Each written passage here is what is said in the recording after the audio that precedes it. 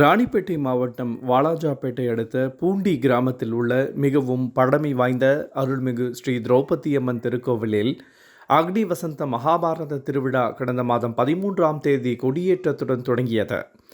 தினந்தோறும் மகாபாரத சொற்பொழிவும் இரவு கட்டை கூத்து குழுவினரால் நாடகம் நடைபெற்று வந்த நிலையில் மகாபாரதத்தின் முக்கிய நிகழ்வான 18ஆம் போரில் துரியோதனன் படுகளம் நிகழ்ச்சி வெகு விமர்சையாக நடைபெற்றது.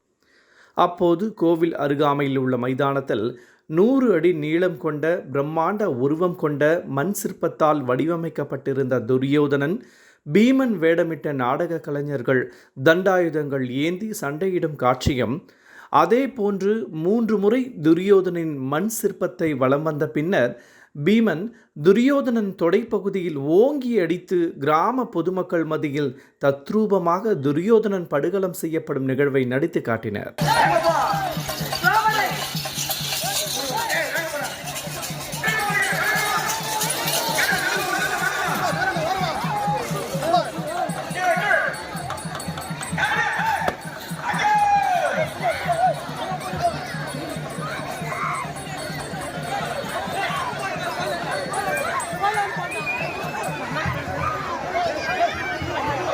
தொடர்ந்து கூட்டத்தின் மத்தியில் வந்த துரியோதனனின் தாயார் காந்தாரி இறந்த மகனை பார்த்து ஒப்பாரி வைத்து அழுகின்ற காட்சியும் இடம்பெற்றிருந்தது.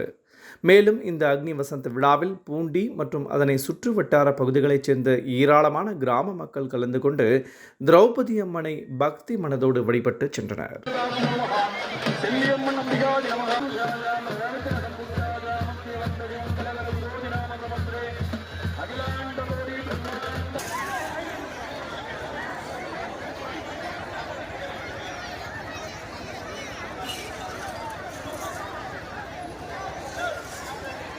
आरोग्यानां सकलैश्वर्याणां